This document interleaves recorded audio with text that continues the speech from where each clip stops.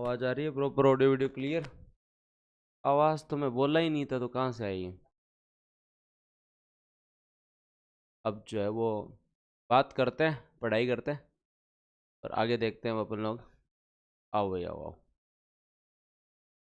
तो अभी तुम लोगों का ना 15-20 दिन मेरी ये एक ही क्लास देखनी है, क्योंकि तब तक थोड़ा मैं जो है वो मेंस वालों को जो है वो फ्री कर देता हूँ। मेंस वालों को जितना जो है वो सारी चीज़ें कवर करवा देता हूँ, क्योंकि उनका एग्ज़ाम अभी जुलाई में ही है। तो उनकी क्या सिलेबस तीसरी बार रिवीजन हो रहा है उन लोगों का, तो उनका रिवीजन करवा देते हैं। उसके बाद में तुम लोग थोड़ा मेंटली तैयार रहना, संडे सैटरडे 5-5 घंटों के लिए। हाँ धर्मेंद्र जी, वो अपलोड हो गई है और ये टॉपिक बड़ा है 40-50 पेज का, तो एक साथ केवल जो है वो ऐसे तो टोटल 26 कर्मचारी हैं, लेकिन जो है वो वहीं 8-9 टीचर पढ़ा रहे हैं, तो सबका कंटेंट सही तरीके से तैयार होने के अंदर वैसे टाइपिस्ट जो है वो 5-6 हैं, तो वो भी बावड़े हो जाते हैं ना कितने। जो मेंस वालों की अलग रिवीजन क्लासेस चल रही है, उनके नोट्स हो रहे हैं, सारी चीज़ें हो रही है, तो थोड़ा संयम रखें, साथ साथ सब बढ़िया हो जाएगा। ठीक है। चलो चलो, पुराने दिनों की याद कर रहे हो तुम लोग, तो मैं फिर बता देता हूँ आप लोगों को कि अपन जब स्टार्ट करेंगे तो याद रखना कि अपन लोग जो है वो संडे सैटरडे का बहुत तगड़ा यूटिलाइजेशन लेंगे। अभी 15 एक दिन एक बार जो है वो मैं इनको कवर करवा रहा हूँ, क्योंकि इनका मेंस का एग्जाम है। मेंस वाले बच्चे अब तुम्हारे सीनियर हो गए यार, अच्छा रिजल्ट देंगे तो तुम्हें बढ़िया गाइडेंस देंगे, बढ़िया। ठीक है। अब दोस्तों बात करते हैं कृषि एवं संबंध क्षेत्र, कृषि एवं संबंध क्षेत्र। ठीक है। राजस्थान की अर्थव्यवस्था पढ़ेंगे ना अपन, जब इको सर्वे बजट आएगा तभी पढ़ेंगे आशीष जी। अब बात करते हैं और थोड़ा सा देख लो, नए जो है वो दोस्तों एकदम नया टॉपिक स्टार्ट हो रहा है, एग्रीकल्चर सेक्टर। नया टॉपिक स्टार्ट हो रहा है एग्रीकल्चर सेक्टर, और हमें इसको किस तरीके से पढ़ना है।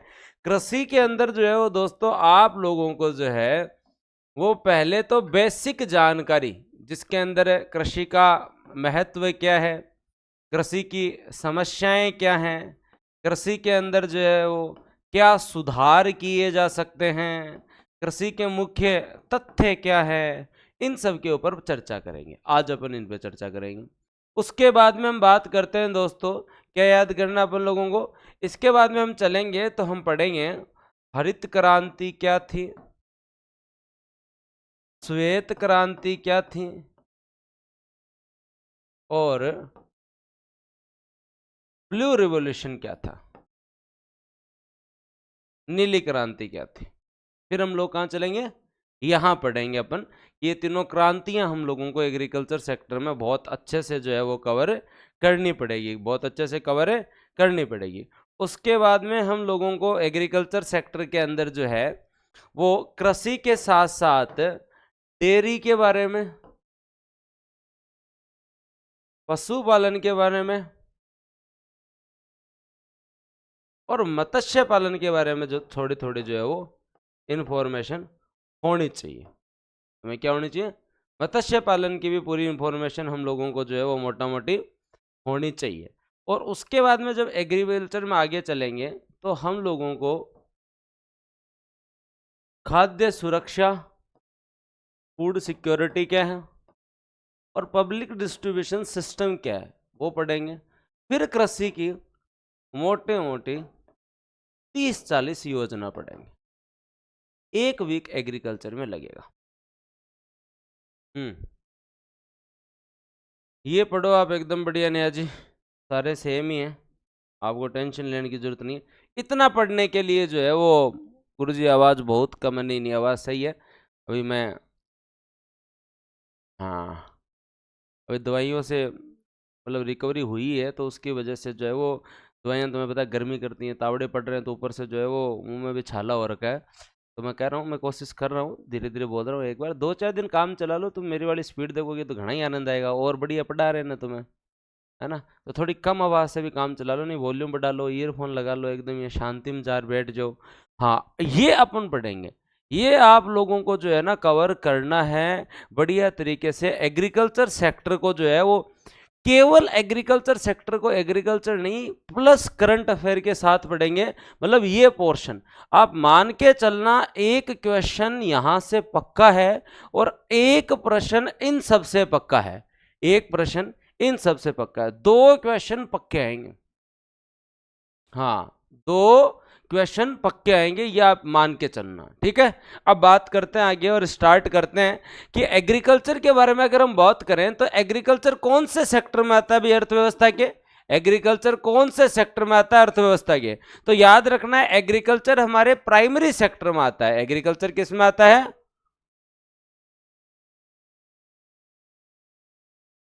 प्राइमरी सेक्टर में आता है।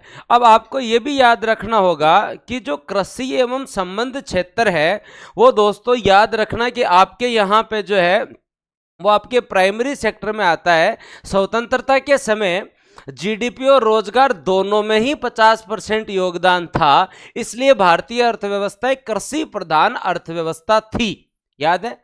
लेकिन आज भारतीय अर्थव्यवस्था का कृषि में योगदान 18.11% है और दोस्तों रोजगार में योगदान 50% के लगभग है। ये दो चीज याद रखना, दो चीजें याद रखनी है। जो सबसे इंपॉर्टेंट दो चीज है वो क्या याद रखनी है कि हमारा एग्रीकल्चर जो है वो प्राथमिक सेक्टर में आता है, और जो प्राथमिक क्षेत्र में आता है तो हमारा जो एग्रीकल्चर है इसके 4 सब सेक्टर हैं। क्या है दोस्तों आपके कृषि एवं संबंध क्षेत्र के? कृषि एवं संबंध क्षेत्र जो है आपका उसके जो है 4 सब सेक्टर हैं। कौन कौन सा है दोस्तों आपका? एक तो जो है वो कृषि या आप इसे बोलें फसल, एक दोस्तों जो है वो आपका पशुपालन, और एक जो है वो दोस्तों आपका वानिकी, और एक जो है वो दोस्तों आपका मत्स्य पालन। ये याद रखो। कितने सब सेक्टर हैं? 4 सब सेक्टर। क्या याद रखेंगे? सभी कमेंट सेक्शन में लिखें। एग्रीकल्चर है, हाँ, पशुपालन है एनिमल हस्बेंड्री, वानिकी मत्स्य पालन, याद रख लेना, ठीक है। हाँ, और अब आपको एक चीज याद रखनी है कि एग्रीकल्चर का योगदान जो है वो 18.11% जो है वो जीडीपी में है, और दोस्तों जो है वो 50% के लगभग जो है वो दोस्तों आपका यहाँ जो है वो किस में? रोजगार में है। अब आप जब एग्जाम देंगे, कब एग्जाम देंगे आप एग्जाम कब देंगे? कब एग्जाम देंगे आप एग्जाम दिसंबर के आसपास देंगे। जब दिसंबर के पास देंगे तो उस समय हम केवल और केवल जो है वो क्या करेंगे? हम केवल और केवल यहाँ वापस आएंगे और पूरी पीडीएफ में 4-5 डाटा चेंज करेंगे। ये हो सकता है उस समय 18% हो सकता है कि ये उस समय जो है वो 47-48% या 52% हो, पर दिमाग में 18 और 50 को रखो एक बार। ऐसा नहीं है कि अपन जो है वो इको सर्वे बजट नहीं है तो अपन पढ़े ही नहीं, है ना। तो इकोनॉमी पूरी पढ़ेंगे, केवल चेंज कितने होते हैं अरविंद जी इस पे फोकस रखो।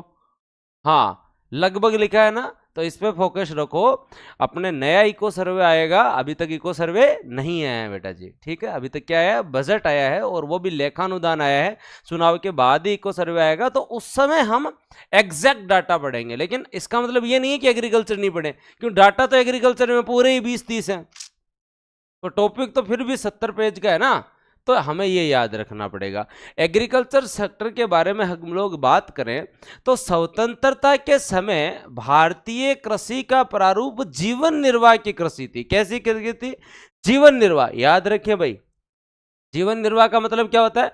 अपने बडेरे जो खेती करते थे ना वो इसलिए करते थे कि मतलब दाना कर ले और खा ले, बस इतना ही काम था। हमारे यहाँ एग्रीकल्चर क्यों होती थी कि भी भैंस के लिए चारा हो जाए, अपने लिए अनाज हो जाए। हम जो है कोई आजीविका के लिए कृषि करते थे, ना कि हमारी कृषि में वाणिज्यकरण था, ना टेक्नोलॉजी का उपयोग था, ना कमर्शलाइजेशन था, बस पेट पालना चाहिए। लेकिन भारत में जब ग्रीन रिवॉल्यूशन और कृषि क्रांति हुई तो आज के दिन भारत जो है वो कृषि के अंदर आत्मनिर्भर देश होने के साथ साथ निर्यातक देश भी हो गया है। क्या हो गया है दोस्तों? आत्मनिर्भर देश होने के साथ साथ निर्यातक देश भी हो गया है। तुम एग्जाम्पल के रूप में समझो कि भारत में दुनिया का 2.4% क्षेत्रफल है, 4.2% जल है, फिर भी 17.5% आवाम का पेट पाल रही है भारत की एग्रीकल्चर। लोग कहते हैं कृषि की क्या वैल्यू है, लोग कहते हैं एमएसपी की क्या जरूरत है, किसानों की मांगे ऐसे ही है, इनको तो आदत पड़ गई है। ऐसे ही नहीं है। मतलब इस 2.5% एरिया में 17.5% पॉपुलेशन का पेट पाल रहे हैं किसान है, और उसके साथ साथ निर्यात भी कर रहे हैं। हम आज इस स्थिति में हैं। हरित क्रांति से पहले हमारी स्थिति एग्रीकल्चर की ये थी कि हमें जो है बाहर से सले गड़े जो है वो बहुत खराब प्रकार का जो है अनाज मंगवाना पड़ता था। जो वहां का एकदम सी ग्रेड का अनाज होता था वो हमें मिलता था। तो हमने, सरकार ने, ठीक है, सभी ने मिलकर बहुत कुछ अचीव किया है और बहुत कुछ अचीव करना है। एग्रीकल्चर की इंपॉर्टेंस इसलिए है, आपने कोविड में देखा इंडस्ट्रियल सेक्टर धड़ाम से गिर गया, सर्विस सेक्टर धड़ाम से गिर गया, एग्रीकल्चर ने बचाए रखा इकोनॉमी को, एग्रीकल्चर ने बचाए रखा ना। तो भारत आज कृषि आत्मनिर्भर तो है ही, इसके साथ साथ कृषि निर्यातक देश भी है। भारत आज जो है कृषि आत्मनिर्भर तो है ही, इसके साथ साथ कृषि निर्यातक देश भी है।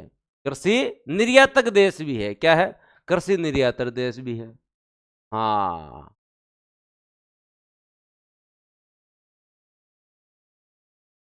नहीं रवीना जी, इंग्लिश भाम्बू सर पढ़ाते हैं, है ना, और मैथ पुरुषोत्तम सर पढ़ाते हैं। हाँ, ये कोई डाउट नहीं है। ओके, पीडीएफ अपलोड होगी, जाके देखो पीडीएफ सेक्शन में, आपने देखी नहीं शायद। ये आपको समझ में आ जाएगा।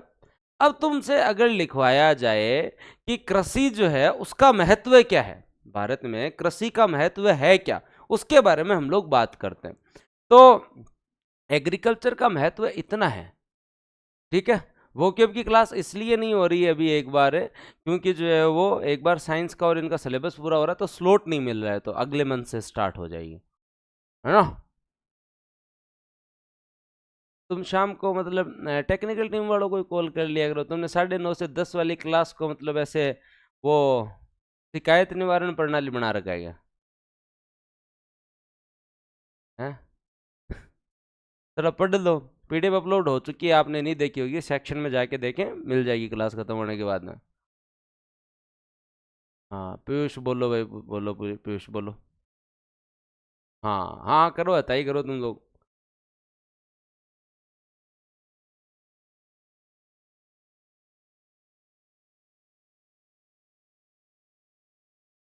हाँ बोलो, कर लो, बात करो।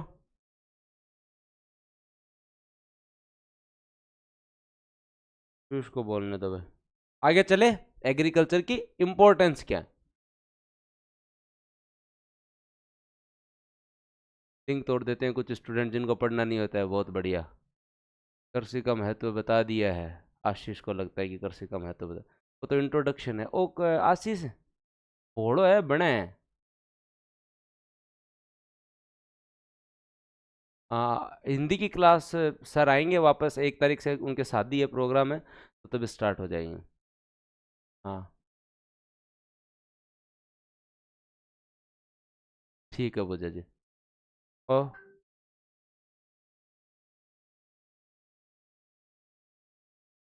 हम्म, अननेसेसरी, और अपने आप में कोई भी अगर चतुर बने, बिना मतलब ब्लॉक कर दिया जाएगा, है ना। क्लास के साथ रहें, पढ़ते रहें, संयम बरते रहें। क्या बरतते हैं? संयम बरतते रहें, याद रह जाएगा। अननेसेसरी कमेंट नहीं करें, लास्ट 5 मिनट में और बातचीत कर लेंगे। मैंने पहले दिन भी बोला था, फिर आप लोगों को मतलब बुरा फील होएगा कि हमें ब्लॉक कर दिया ये वो, तो आपके लिए समस्या होगी, तो कृपया करके एक ही, हाँ इसको एक सेकंड, ये कौन था? हाँ आशीष बताओ, क्या दिक्कत है भाई? कि कृषि का महत्व हो गया? कैसे पता चले तेरे को कृषि का महत्व हो गया? पूछा मैंने आपसे कि महत्व हो गया या नहीं हो गया? पढ़ ले फिर आगे।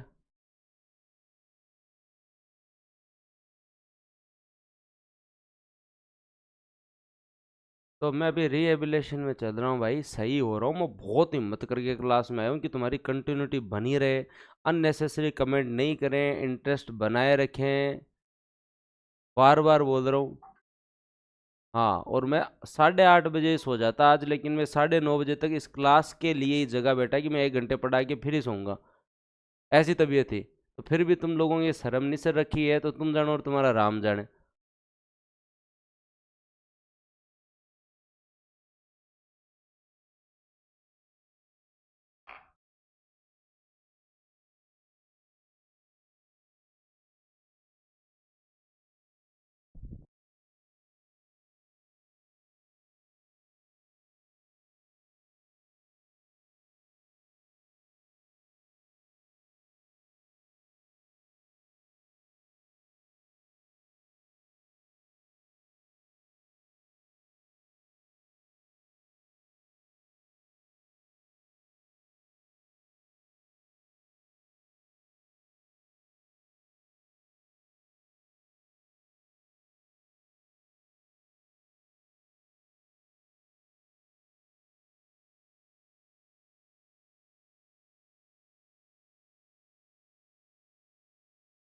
ठीक है, तो कमेंट सेक्शन में बंद कर रहा हूँ, थोड़ा सा जी लगा के पढ़ लेते हैं ताकि टॉपिक अपना जो स्टार्ट हुआ है वो जी लगा के थोड़ा सा अच्छा हो जाए, तो ध्यान देंगे। अब एग्रीकल्चर की इंपॉर्टेंस के बारे में अगर बड़ा क्वेश्चन आ जाए, वो एक बेसिक बात थी कि भारत स्वतंत्रता के समय कृषि प्रधान अर्थव्यवस्था था, जो जो उस समय जीडीपी एवं रोजगार दोनों में योगदान देता था फुल। आज के दिन 18% मोटा मोटी जो है वो 51% के आसपास जो है वो दोस्तों जो है वो रोजगार में योगदान देता है। अब अगर हम लोग देखें एग्रीकल्चर सेक्टर के कंप्लीट महत्व के बारे में, तो याद रखें कृषि का महत्व हर समाज और देश की आर्थिक, सामाजिक और पर्यावरणीय ढांचे में निहित होता है।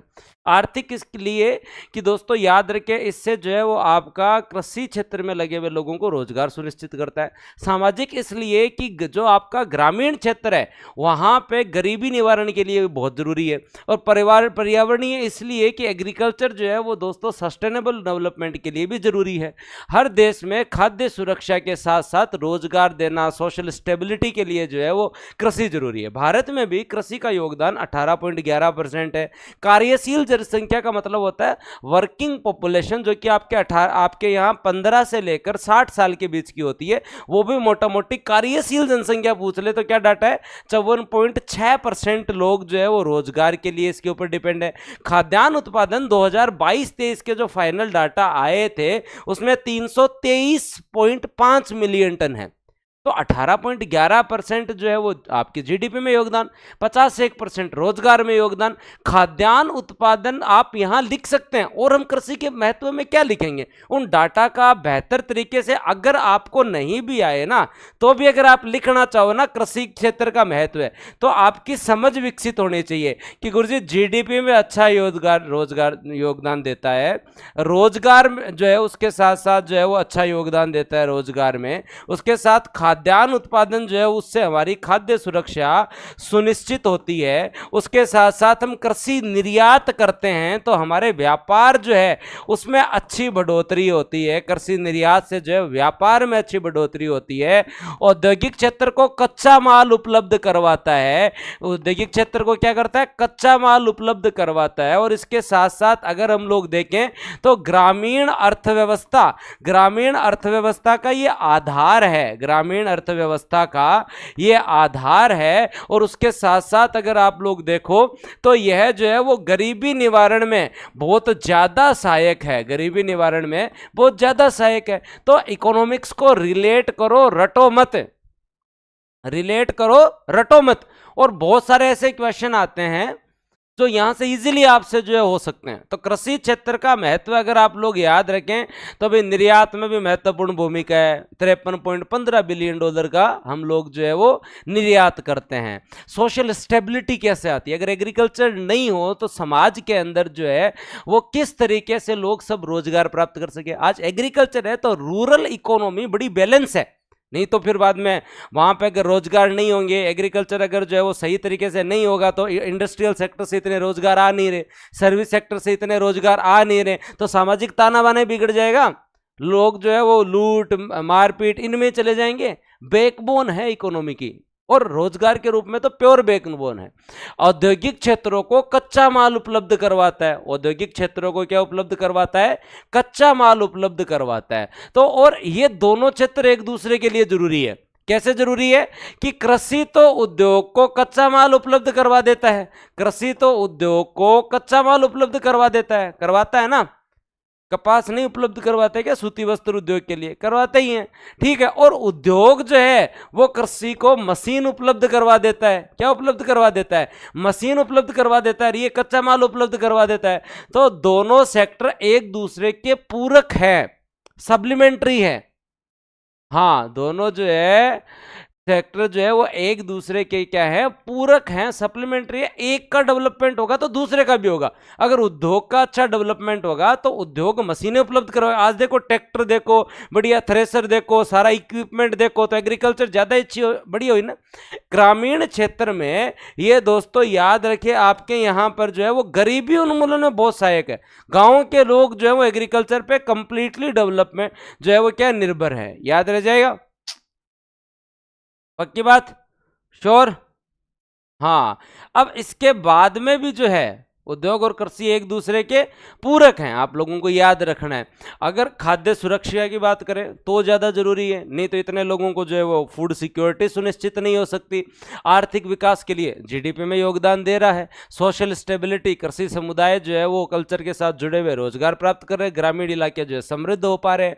पर्यावरणीय स्थिति के अंदर अगर हम लोग देखें तो एग्रीकल्चर को हम सस्टेनेबल डेवलपमेंट के रूप में देखें तो मिट्टी की गुणवत्ता बना रहे, जल संरक्षण करते रहे, जैव विविधता को बनाए रखें, पेड़ पौधे खेत खलियान रहेंगे तो ठीक है ना।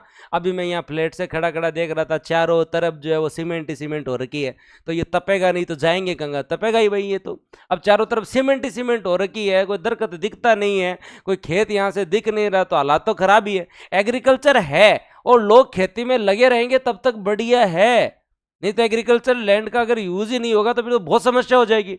और उसके साथ साथ एग्रीकल्चर का जो वेस्टेज निकलता है वो आज के टाइम बायोफ्यूल में यूज आ रहा है। किस में यूज आ रहा है? बायोफ्यूल में यूज आ रहा है। और उसके साथ साथ कृषि जो है उससे हम निर्यात कर रहे हैं, तो वैश्विक व्यापार में भी भागीदारी हो रही है।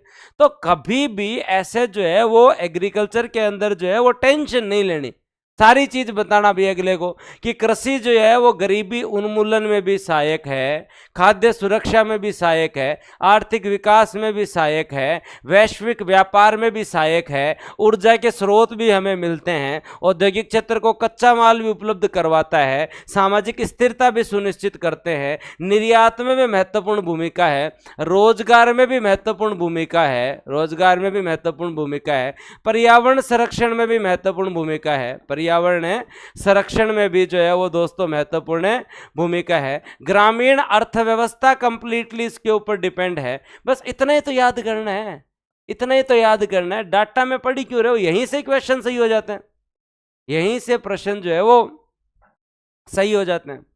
तो अब तुम बताओ एग्रीकल्चर के सामने चैलेंजेस क्या हैं?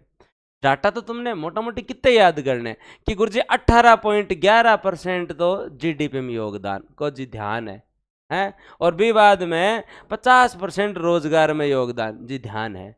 और विवाद में अगर आप देखा तो जो है वो दोस्तों थारा 53 बिलियन डॉलर को जो है वो व्यापार, 53 बिलियन डॉलर को व्यापार, 323.5 मैट्रिक टन जो है वो आपका दोस्तों जो है मिलियन टन जो है वो आपका क्या है? उत्पादन है। क्या है? मिलियन टन जो है वो आपका उत्पादन है। तो क्या तुम ये 4 डाटा ही याद नहीं कर सकते क्या? 4 डाटा ही तो याद करने हैं।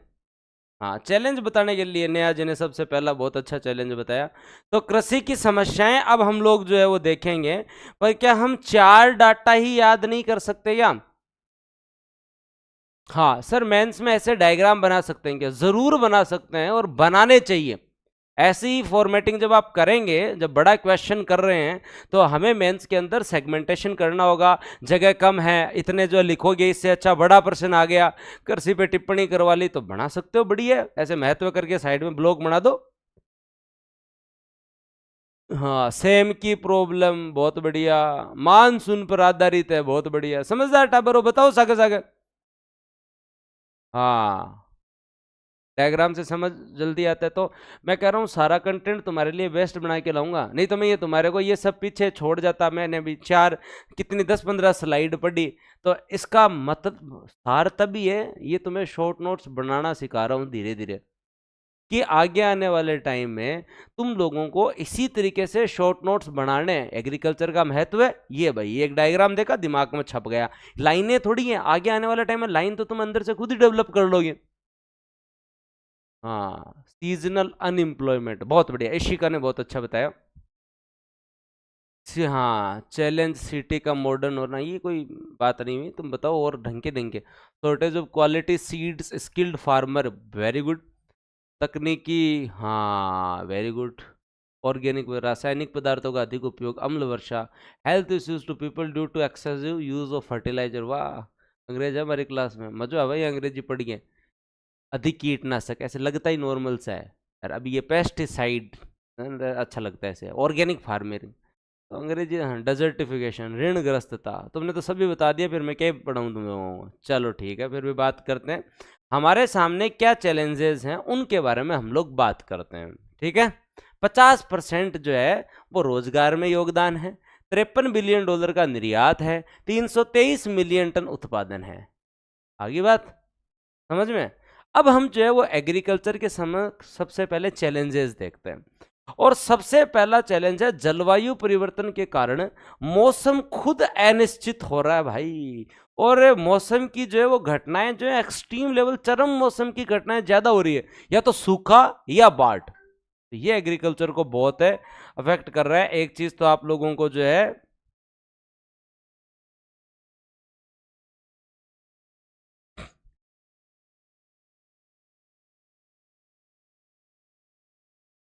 हाँ क्या याद रखना है तुम लोगों को, कि जो है कृषि क्षेत्र की समस्याओं के बारे में याद रखना है। पहली एक चीज तो जो क्लाइमेट चेंज है वो अपने आप में सबसे बड़ी समस्या है। ठीक है, पहली चीज क्लियर। उसके बाद में हम आगे चलते हैं और बात करते हैं बेसिक बेसिक से। चलो तुम लोग ऐसे सीधे भागो मत। पानी की कमी, कृषि प्रधान क्षेत्रों में पानी की उपलब्धता एक बड़ी चिंता है, और खासकर सिंचाई के लिए पानी की मांग भी बहुत ज़्यादा है। आज सुबह ही अखबार पढ़ा जाइए वो कि भाई, और जयपुर अजमेर ये भी जो है ना डार्क जोन में जाने वाले हैं, जमीन का पानी ऑलमोस्ट खत्म हो गया है, ऑलमोस्ट खत्म हो गया। बेसिक से चलो, तो जलवायु परिवर्तन एक चैलेंज है, पानी की कमी एक चैलेंज है, भूमि जो हम बहुत ज्यादा खेती कर रहे हैं, खराब भूमि प्रबंधन प्रथाएं हैं, रासायनिक उर्वरकों का हम बहुत ज्यादा उपयोग कर रहे हैं, तो भूमि का जो है वो क्षरण हो रहा है। भूमि जो है वो धीरे धीरे उसकी क्वालिटी कम हो रही है। जो मृदा जो है ना, मृदा स्वास्थ्य, वो मृदा स्वास्थ्य जो है ना वो अपने आप में बिगड़ रहा है। और पहले बहुत सही था, अगर तुम आज से 5-10 साल पहले भी देखो, तो मेरे को भी अगर खेती ढंग से पुरानी याद आए, तो मतलब खेत में हमारे यहाँ जो है वो लोग 12 महीने खेत में ही लगे रहते थे। मतलब जरूरी नहीं है एक ही सीजन में हो रहा है काम, लेकिन फिर भी जो है वो मतलब खाद छिड़क कर आ गया, और डेजर्टिफिकेशन नहीं बढ़े इसलिए खड्डे खोद कर आ गए, सूढ़ काट लिया, सूढ़ काट लिया भाई, जो है वो सीढ़ियाँ वीढ़ियाँ जो है उनको काट लिया, खाद जो है वो छिड़क के आ गए। फिर उसके बाद में रोटेशन बहुत अच्छा था कि इधर वाले लैंड को यूज ले लिया, इन अड़ाओ छोड़ दियो। आजकल धीरे धीरे है ही को नहीं। और रासायनिक मतलब आज अब भी हमारे चूरू के हालात ये हैं कि हम लोग जो है ना यूरिया डालने से भी डरते हैं, क्योंकि हमारे यहाँ खेती जो है वो कमर्शियलाइजेशन तो है नहीं चूरू में खेती का, और खेती से कोई पैसे तो कोई बहुत ज़्यादा कमा नहीं रहा। तो सबका यही है कि मतलब रहन दो रहे, खाने के दाने तो करना है। इतनी खेती होती है हमारे यहाँ, कोई ना कोई नहर है ना कोई बरसात आती, तो बीच ऐसा सा ही मामला है। तो भाई आपने ज़्यादा से ज़्यादा 5-7 क्विंटल धान होना है, कम कम ढंग को तो वह खावा तो शुरू, ये याद रखें। उसके बाद में कीटनाशकों का प्रतिरोध, तो कीट और रोगजनों को द्वारा कीटनाशकों के प्रतिरोध का विकास हो गया, इम्यूनिटी डेवलप हो गई। अब तुम चाहे कितने फर्टिलाइजर और पेस्टिसाइड यूज करो बोले, अब जो है ना वो मतलब वहां उनके अंदर भी, जैसे आपने में भी अब जो कोविड की इम्यूनिटी पैदा होगी ना, तो भीतरी कहूँ वे भी आपकी दिमाग चलाते रहे हुए थे, बहुत ज़्यादा कीटनाशक को उपयोग कर लियो, तो वो भी अपने आप में एक समस्या है। उसके साथ साथ आर्थिक समस्याएं, देखो किसान जो है वो एक तो जो है उसकी इनकम कम है, एक उसके ऊपर ऋण ज़्यादा है, और उसके साथ साथ उसकी लागत जो है वो बहुत महंगी होती जा रही है। लागत जो है वो बहुत महंगी होती जा रही है, इनकम उसकी उतनी नहीं बढ़ रही है। इनकम उसकी इतनी नहीं बढ़ रही है। फर्टिलाइजर और वो पेस्टिसाइड का डब्बा लाने से तो ऐसे आते हैं 2,500 2,000 के हैं। पेट्रोल जा रहा है, पेट्रोल डीजल तुम्हारे 100 के पास जा रहे हैं। और ये आप लोग जो है वो दोस्तों जो है वो एग्रीकल्चर में देख रहे हो, तो अपन कब की सुन रहे हैं, वही बाजरा 2,000 का, गेहूं उतना ही तो चल रहा है, उतना ही चल रहा है। उतना थोड़ी बढ़ा है जितनी और सारी चीजें बढ़ गई।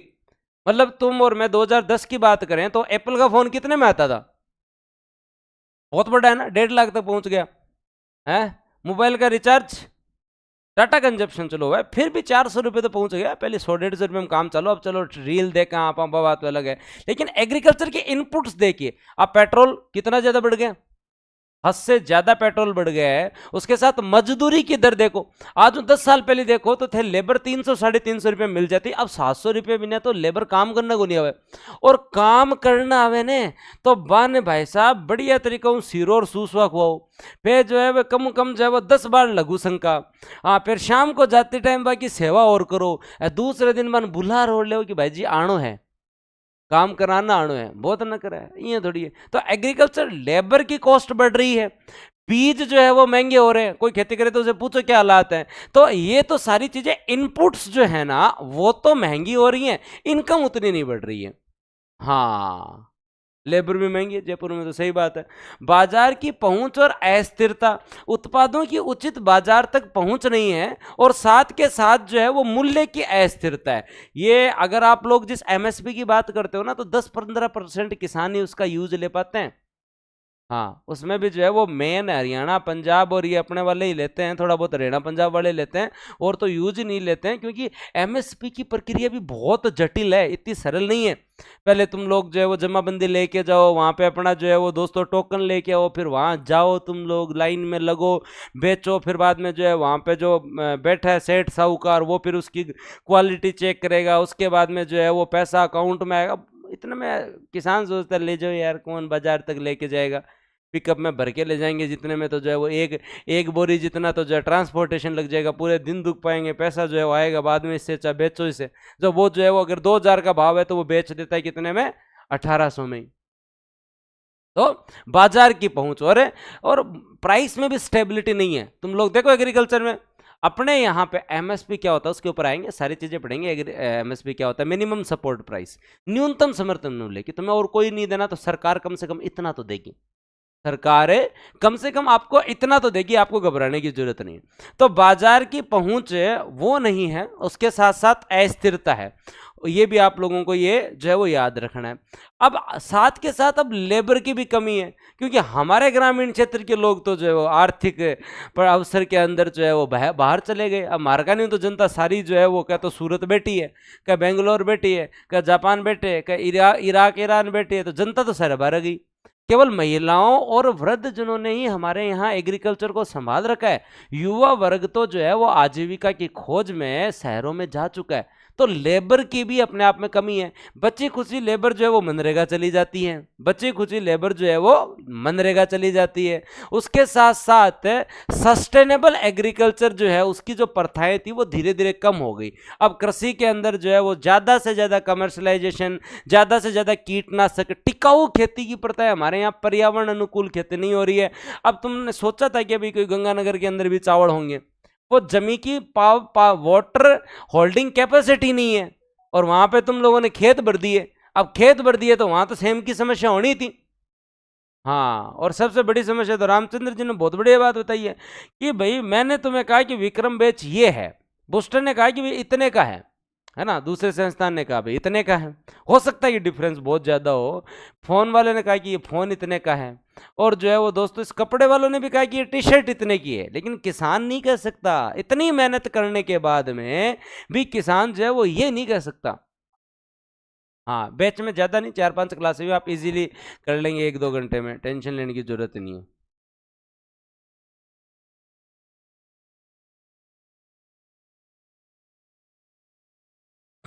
ठीक है,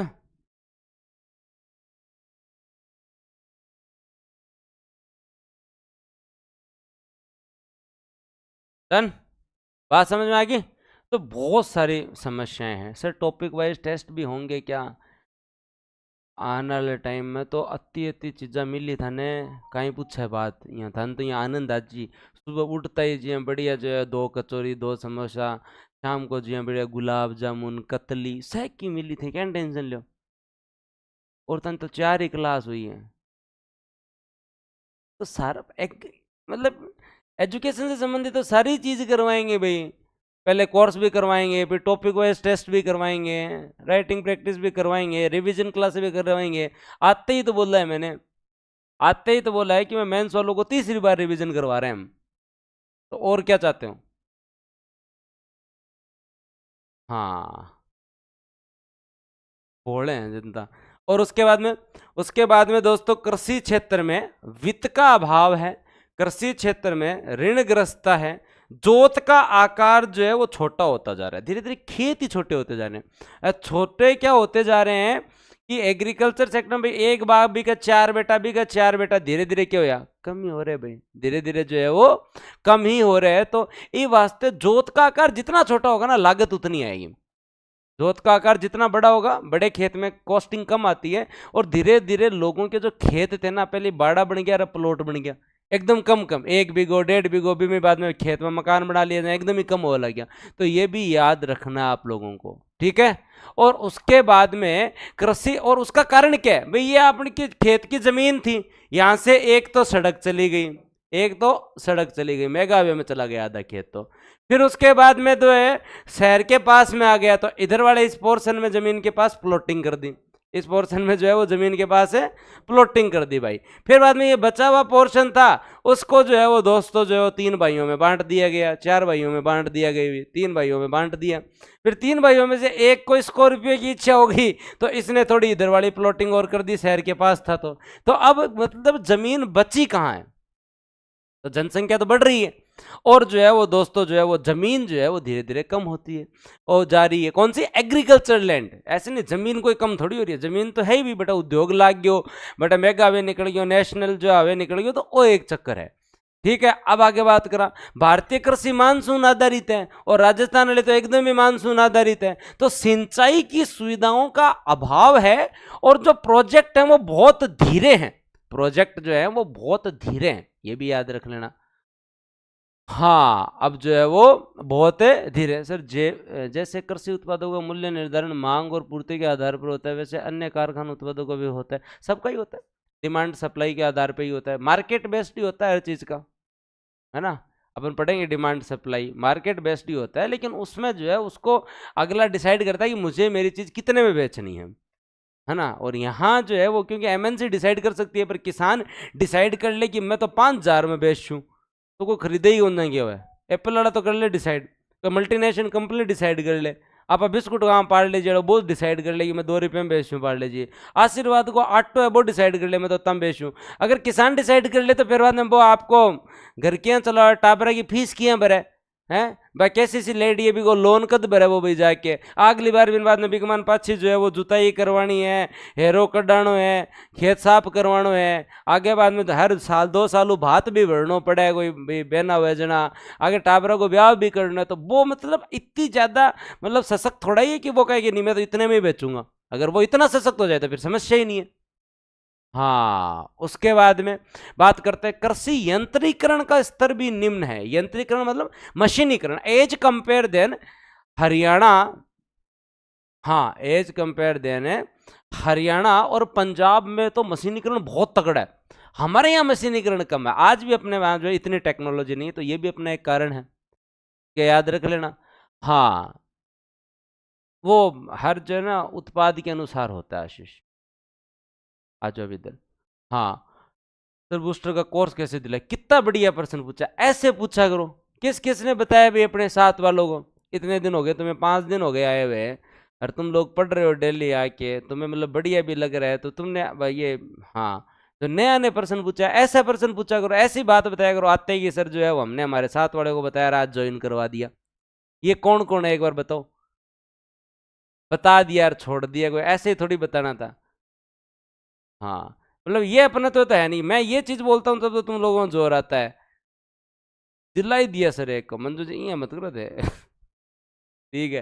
तो भाई कुछ नहीं है, आपको जो है वो बूस्टर ऐप डाउनलोड करवाना है, अगले को विक्रम बेच पे एनरोल करेगा, जाके जो है वो एनरोल हो जाएगा पेमेंट करके, या फिर टेक्निकल टीम के नंबर हर पोस्टर पे दिए हुए, वहाँ आप कॉल कर सकते हो।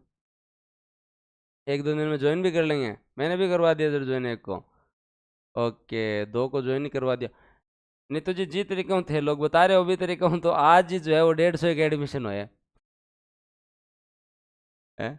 तो एटलीस्ट बताएं, ऐसे रुके नहीं। आप लोगों से जनरली बच्चे जो पढ़ते हैं वो पूछते हैं कि भाई हमें आरएस की तैयारी कहाँ से करनी चाहिए, तो जरूर बताएं भाई, ठीक है। अब हम बात करते हैं दोस्तों, गरीब एवं अशिक्षित किसान, कृषि क्षेत्र में प्रच्छन्न एवं मौसमी बेरोजगारी, बहुत तगड़ा क्वेश्चन आता है। प्रच्छन्न एवं मौसमी बेरोजगारी क्या है? बहुत अच्छा क्वेश्चन आता है, बहुत अच्छा क्वेश्चन आता है। और वो क्या क्वेश्चन है तो ये याद रखना है। और वो क्या याद रखना आप लोगों को कि प्रच्छन्न बेरोजगारी का मतलब ये होता है कि देखो आपने आप देखा ना गामम कि 2 बीघा तो जमीन है, सुबह सौ पहली जो है वो काको जी गया खेत में उड़ गया, फिर काको जी तनी जो है वो चाय ले जो है वो भतीजो खेत में उड़ गयो, फिर 9-1 बजे आपने जो है काकी जो है वो भैंस और बकरी लेर खेत में उड़ गया, फिर जो है वो थोड़ो 10-11-12 बजीर भी टाइम जो है ससुर ससुर खेत में उड़ गया, फिर जो है वो जेठनी जो है एक जनन भेजे के बेरे जो है वो तरह दादा ने बुला लिया घरे काम है, फिर ठीक है शाम ने एक जनो गयो बरोटी लेने उड़ गयो, ठीक है एक जो जेठानी बरोटी लेने उड़ गई शाम को, ठीक है फिर एक टा बरोरू बुलाना आवे कि काका जो है वो घरा को ये वो काम है, फिर बाद में जो है इतना जना ही 2 बीघा जमीन में लाग रखे, इतना जना खत्म लाग रहे 2 बीघा जमीन में लाग रखे आके प्रच्छन्न बेरोजगारी छिपेड़ी बेरोजगारी। मैं ये 2 बीघा जमीन में आ 7-8 आदमी काट भी दू ने तो 1 किलो ही अनाज पर फर्क कौन पड़े, ए 2 आदमी जो तो काम कर सके अनाज हो सके ने 8 आदमी ने बुलानिया ने जाना ने आने अगर मैं हटा भी दूं तो उत्पादन पे 1 किलो का ही फर्क नहीं पड़े। एक गैडा पगाऊं 2-4 बुंटा खराब कर रहा है, ए आता जाता ए टाबंडर से भेजा ना आप मोटा मोटी ए तो गैडा आता जाता कोई जो बाजरे के गुआर के बुंटा पर पग मेल रहा है आऊँ उत्पादन थोड़ा बहुत घटो ही भले आऊँ जो कोई फर्क कौन पड़े।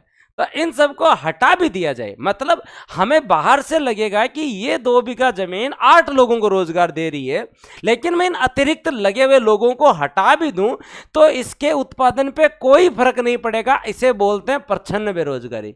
इसे क्या बोलते हैं? प्रच्छन्न बेरोजगारी या छिपी हुई बेरोजगारी। बेरोजगारी टॉपिक में पढ़ेंगे। किस किस को समझ में आया? हाँ, किस किस को समझ में आया? आ गया प्रच्छन्न बेरोजगारी। सही है, एकदम क्लियर है बात।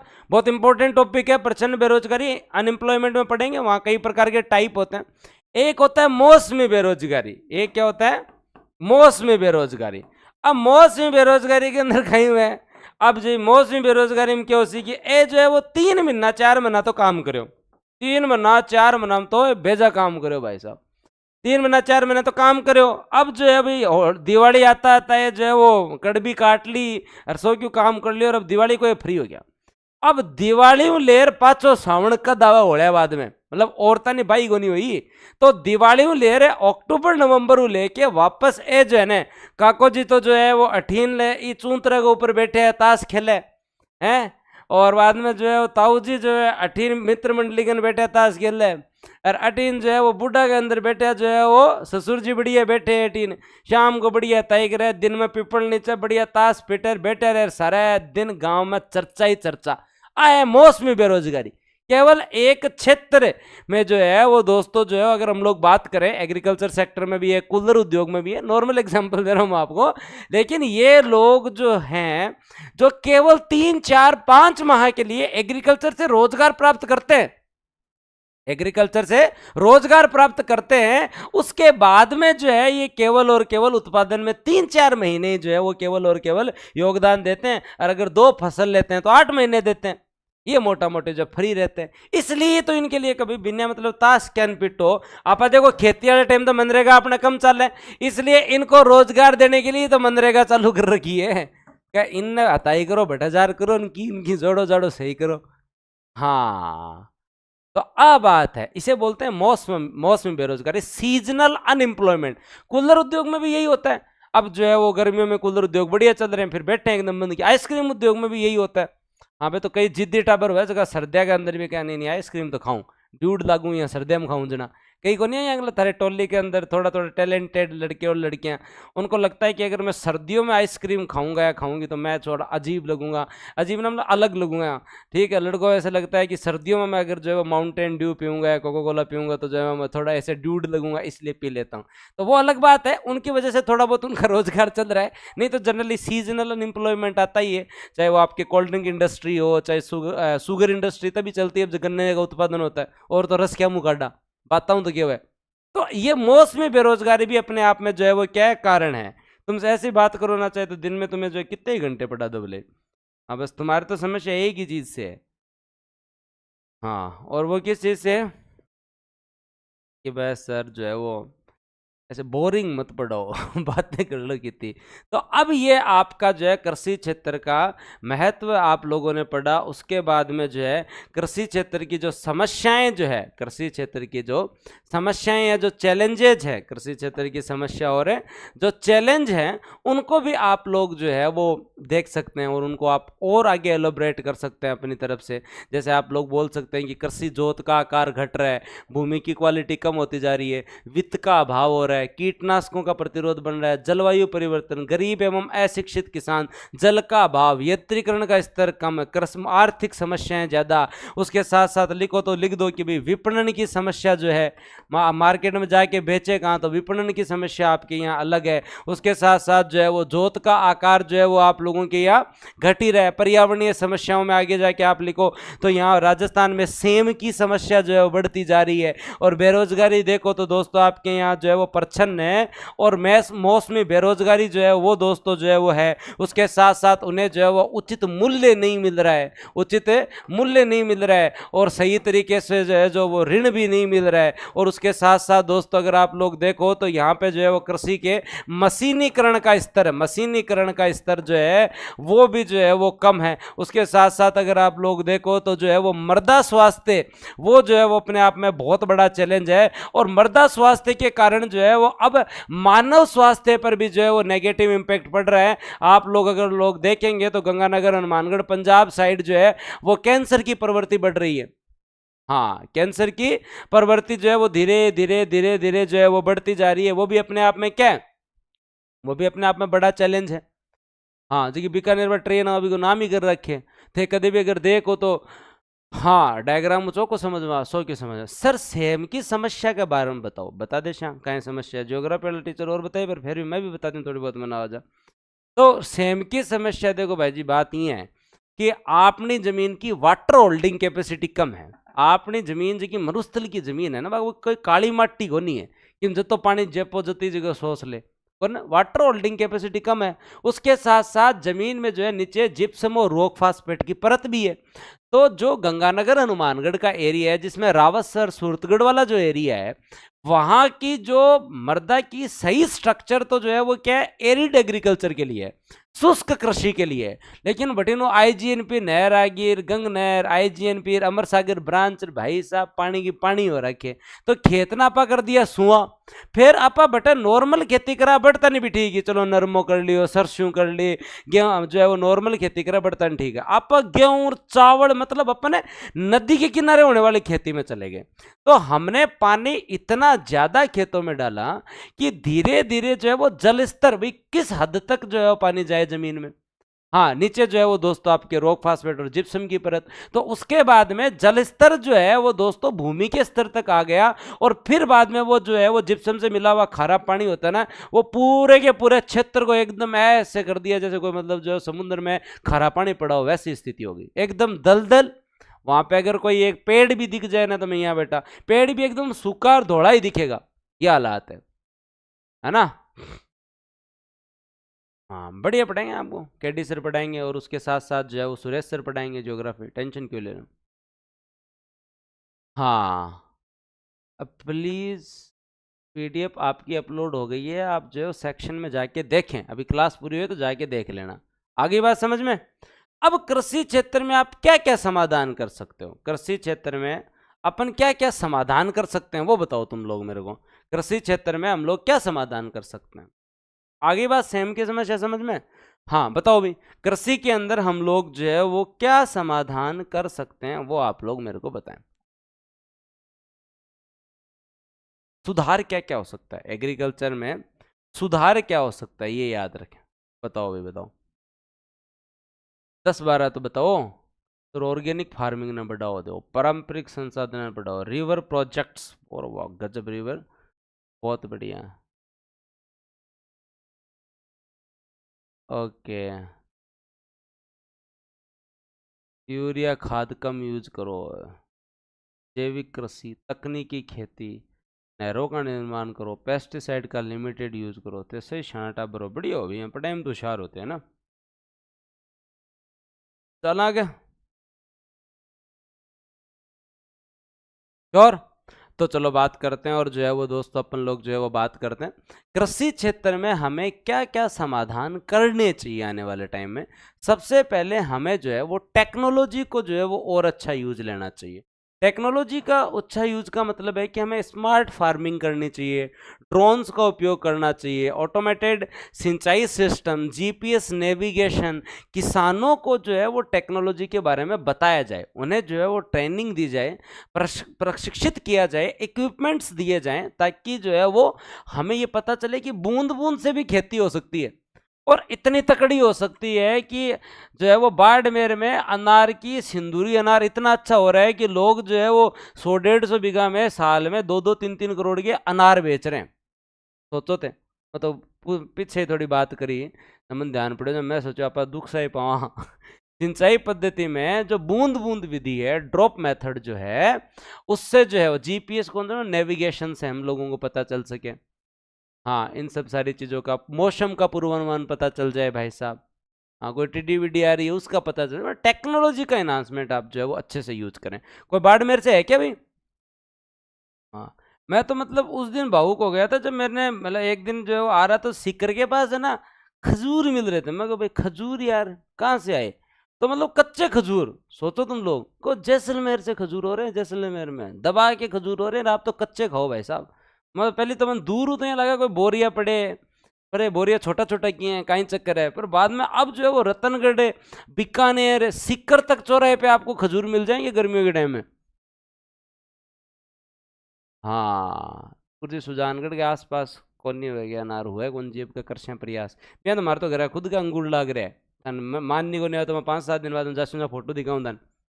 हाँ, 2 बेल लगाई मैं, आपको बेजा मतलब अंगूर लग गया। मजाक कौन करूँ था, नहीं लगा गुरु जी यही कहा है।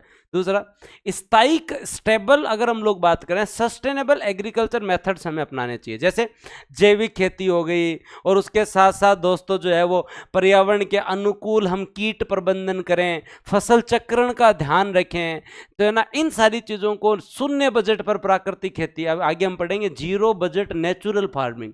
जीरो बजट नेचुरल फार्मिंग मैं तुम्हें बताऊंगा, तुम्हें ऐसे ताज्जुब होगा, इसका नाम ही जीरो बजट नेचुरल फार्मिंग है। जीरो बजट नेचुरल फार्मिंग नाम ही इसका जीरो बजट नेचुरल फार्मिंग है। मतलब जो है वो दोस्तों एग्रीकल्चर सेक्टर में आप सारा प्रोडक्शन कर लेंगे और पैसे ही नहीं लगेंगे, है ना। तो उसके बारे में हम बात करेंगे। तो कृषि पद्धतियां, हमें स्टेबल कृषि पद्धतियां अपनानी पड़ेगी। ऑर्गेनिक फार्मिंग, अब देखो ऑर्गेनिक फार्मिंग करेंगे तो उत्पादन तो कम होगा, एक बार तो किसान को घाटा होगा, लेकिन ऑर्गेनिक फार्मिंग के प्रोडक्ट धीरे धीरे अच्छे रीच भी कर रहे हैं, लेकिन नाम की ऑर्गेनिक फार्मिंग नहीं। हाँ भाई, आपने जयपुर में कहीं चल है कि जी है ना दूध के अंदर जो है वो कांच की बोतल में दूध गाल रखा है जी, ऑर्गेनिक मिल्क है। कब भाई जी क्यों ऑर्गेनिक मिल्क है?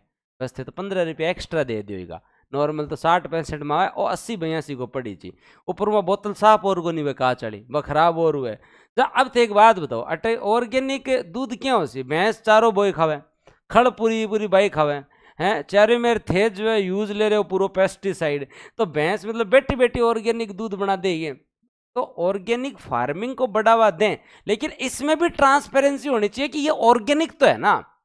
हाँ, और अब ये धीरे धीरे जो है वो कल्चर आ रहा है कि आने वाले टाइम में आपके पास पर्सनल डॉक्टर हो ना हो, पर्सनल सीए हो ना हो, लेकिन आपके पास पर्सनल किसान होना बहुत जरूरी है। लोग धीरे धीरे गंगानगर, हनुमानगढ़ है, सूरतगढ़ साइड है, पंजाब साइड जो है वो अपने खाने के लिए अगले को पाबंद करते हैं कि तू गेहूं के 5,000 रुपये ले लेना भले, लेकिन हमें 5 बोरी गेहूं ऐसा दे जिसके अंदर कोई भी पेस्टिसाइड यूज नहीं हो। मार्केट में बेचना वो अलग है।